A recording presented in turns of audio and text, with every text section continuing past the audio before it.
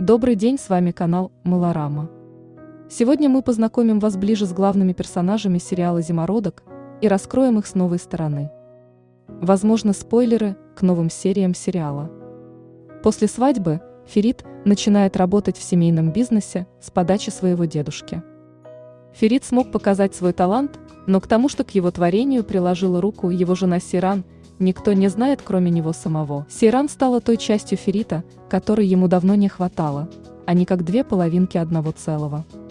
Ферит, поняв, что Сейран смогла ему помочь повысить свой статус в глазах дедушки Халиса Аги, которому хотят угодить все члены семьи, еще больше привяжется к ней.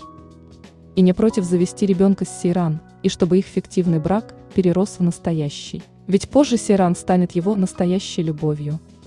Сейран сначала ненавидит Ферита, потому что его разгульный характер и непостоянность раздражают ее. Но постепенно девушка видит и хорошие стороны своего мужа, и однажды одна из их ссор приводит к романтической ночи, когда они оба открываются друг другу. Фуат, увидев, как Ферит начинает вытеснять и рушить его ценность в глазах семьи, когда начинает работу в их бизнесе. Фуат понимает, что брат становится ему конкурентом.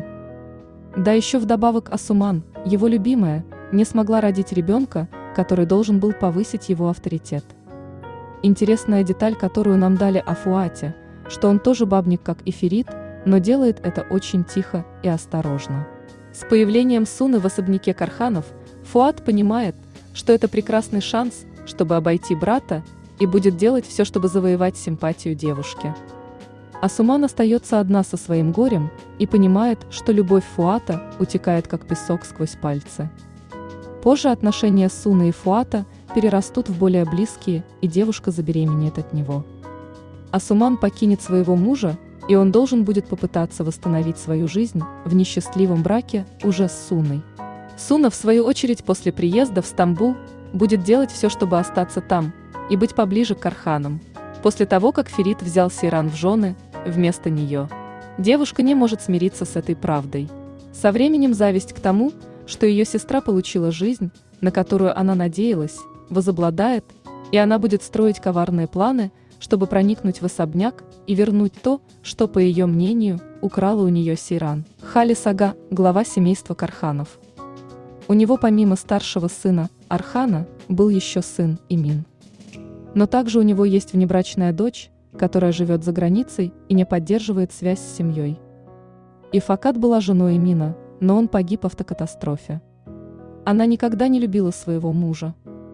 Его вульгарное и безответственное отношение всегда беспокоило Ифакат.